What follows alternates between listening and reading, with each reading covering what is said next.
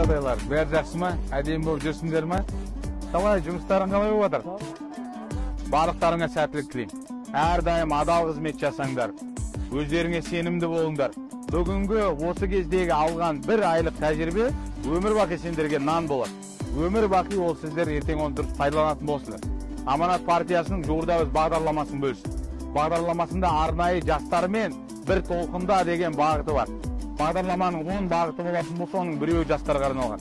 Жастардың мәселесін біз әрдайым алдыға көтеруге тырысамыз.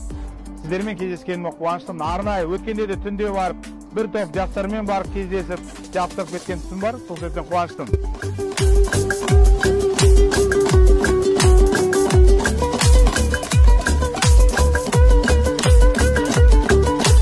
Amanatқа сенеміз, сенгендіктен жеңеміз.